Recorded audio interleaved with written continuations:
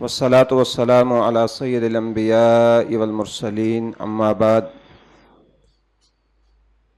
قال اللہ تبارک و تعالی اعوذ باللہ من الشیطان الرجیم قل هذه سبیلی ادعو الی اللہ علی بصیرۃ انا ومن اتبعنی۔ اللہ رب العزت کا ارشاد گرامی ہے کہ اے میرے نبی آپ یہ اعلان کر دیں کہ یہ میرا رستہ ہے، یہ میرا منہج ہے، میں اور میرے پیروکار جس رستے اور منہج پہ چلتے ہیں علی وجہ البصیرت چلتے ہیں۔ ایک شخص رسول اللہ صلی اللہ علیہ وسلم کے پاس آیا اور کہا کہ اللہ کے رسول مجھے کوئی ایسی نصیحت فرما دیں کہ آپ کے بعد مجھے کسی سے پوچھنے کی ضرورت نہ رہے۔ آپ نے فرمایا قل لا الہ الا اللہ ثم استقم، لا الہ الا اللہ پڑھ لو اور پھر اس پہ ڈٹ جاؤ۔ منہج، سوچ، فکر اور نظریہ کسی بھی فرد یا معاشرے کو کسی مقام تک پہنچاتا ہے۔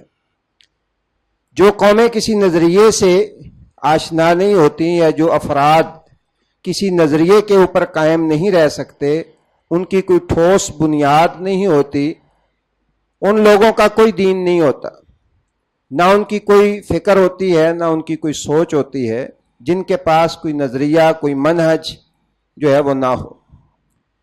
بدقسمتی سے ہم لوگ جو ہیں، ہم بھی اکثریت لوگوں کی وہ بغیر کسی منہج اور بغیر کسی فکر، بغیر کسی اصول اور ضابطے کے زندگی گزار رہے ہیں۔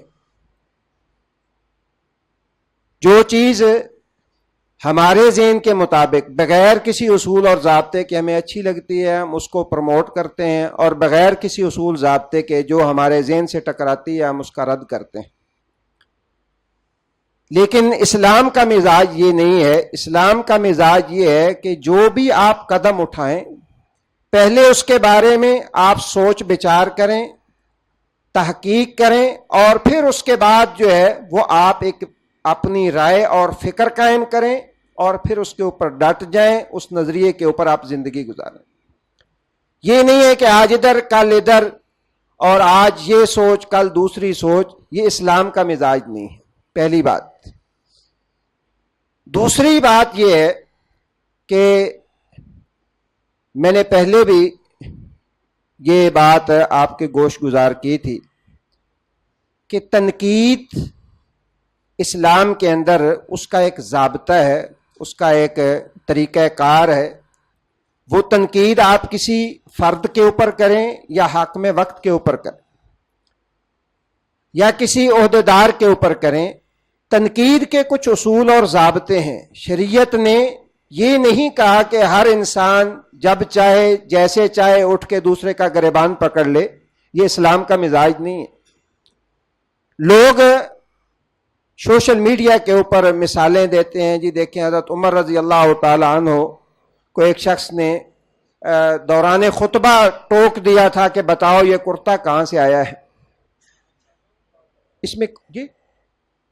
اس میں کوئی شک نہیں ہے کہ حضرت عمر رضی اللہ تعالیٰ عنہ جیسا ایک نڈر اور بغیر کسی داغ والا انسان جو ہے وہ دنیا میں کم ہی ملتے ہیں۔ لیکن آپ یہ دیکھیں کہ تنقید اس انداز میں خلفائے راشدین کے اوپر ہو یا بعد میں ہو، آپ کو کوئی بھی معزز صحابی اس انداز سے تنقید کرتا نہیں ملے گا۔ جو تربیت نبی کریم صلی اللہ علیہ وسلم نے کی تھی، وہ تربیت یہ نہیں ہے کہ حکمران ممبر پہ کھڑا ہے آپ اس کا جا کے گریبان پکڑ لیں کہ یہ مجھے حساب دو۔ یہ تربیت، یہ اعتراض جو ہے، یہ کسی جلیل القدر صحابی نے نہیں کیا تھا۔ اسلام نے جو انداز سکھایا وہ یہ ہے کہ آپ کسی حاکم کے اندر، کسی فرد کے اندر عیب دیکھتے ہیں، آپ اس کا ہاتھ پکڑیں، اسے سائڈ پہ لے جائیں، آپ اسے بتائیں آپ کے اندر یہ خامی ہے، اس کو دور کر لیجیے۔ ہماری تو بدقسمتی یہ ہے کہ ہماری سیاست، ہمارا دین، سارا کچھ جو ہے وہ سوشل میڈیا کے اوپر ڈیپینڈ کر رہا ہے۔ لوگ اپنی رائے مذہب میں بدلتے ہیں اس لیے کہ سوشل میڈیا کے اوپر مذمت آ رہی ہے، اور سیاست کے اندر لوگ اپنی رائے بدلتے ہیں کہ سوشل میڈیا کے اوپر یہ ہو رہا ہے۔ یہ اسلام کا مزاج نہیں ہے. سیدنا اسامہ بن زید رضی اللہ تعالیٰ عنہ جب بلوائی حضرت عثمان رضی اللہ تعالیٰ عنہ کے خلاف اکٹھے ہو گئے تو کسی نے کہا کہ آپ حضرت عثمان سے بات کریں, انہیں جو ہے وہ آپ انہیں سمجھاتے کیوں نہیں ہیں؟ تو سیدنا اسامہ بن زید رضی اللہ تعالیٰ عنہ نے فرمایا تھا میری یہ تربیت نہیں ہے, تم احمق ہو, تمہیں کیا خبر ہے کہ میں حضرت عثمان رضی اللہ تعالیٰ عنہ سے بات نہیں کرتا, لیکن جو تربیت مجھے ملی ہے وہ یہ ہے کہ حاکم وقت کے ساتھ آپ علیحدگی کے اندر آپ اسے سمجھائیں کہ یہ آپ کی کمزوری ہے, آپ اس کو دور کرنے کی کوشش کریں. تو محترم بھائیو, یہ جو ہم نے انداز اختیار کر لیا ہے نا من حیث القوم, یہ بہت خطرناک انداز ہے. اس سے کسی انسان یا کسی ملک کی جو ہے وہ سلامتی یہ ممکن نہیں ہے کہ انسان جو ہے وہ اس انداز, ایک بندہ اسے ایرے غیرے کا پتہ نہیں ہے, اسے الف سے بے پتہ نہیں ہے, اور وہ اٹھتا ہے اور ایک حاکم وقت کے اوپر تنقید شروع کر دیتا ہے, وہ اٹھتا ہے ایک عالم کے جو اوپر جو ہے وہ تنقید شروع کر دیتا ہے.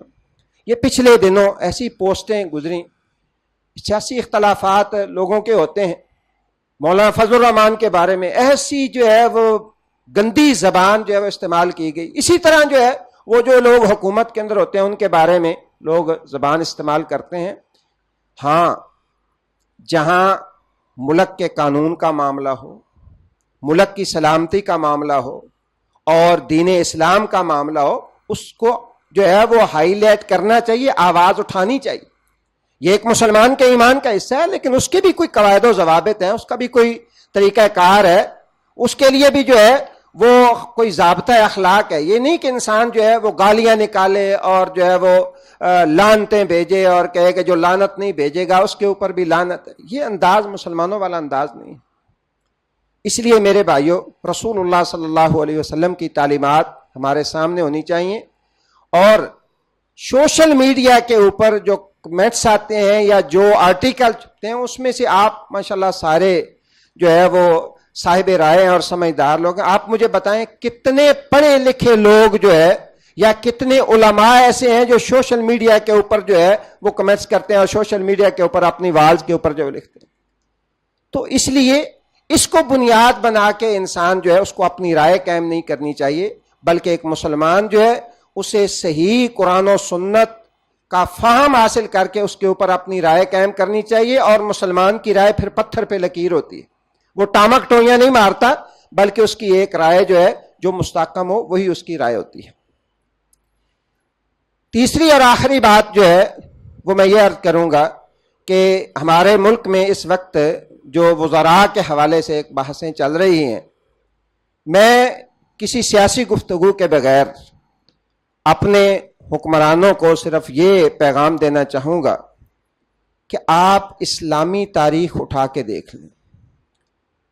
امویوں کی تباہی, عباسیوں کی تباہی, اور اسی طرح جو ہے اس کے بعد ہندوستان کے اندر مغلوں کی تباہی جو ہے اس کا باعث کون لوگ بنے ہیں. کوئی مسلمان مشیر خلافت عثمانیہ لے لیں, ہمیشہ کفار کو لوگوں نے مشیر بنایا, انہیں حکومتی عہدوں پہ فائز کیا اور مسلمانوں کے لیے وہ وبال جان بنے. اور پاکستان کی تاریخ میں قادیانیوں کا جو کردار ہے وہ کسی سے ڈھکا چھپا نہیں ہے. وہ ظفر اللہ سے لے کے عبد السلام جو سائنسدان تھا اس تک چلے آئے اور پھر آگے نیچے چلتے آئے. آپ کو یہ سارے کردار جو ہے وہ بڑے نمایاں ہو جائیں گے کہ ہمیں یہاں مسئلہ اسلام کا نہیں ہے, اسلام کا ایک اور نظام ہے, وہ ایک الگ بات. میں سیاسی طور پہ اور ملکی بقا اور سلامتی کی بات کر رہا ہوں.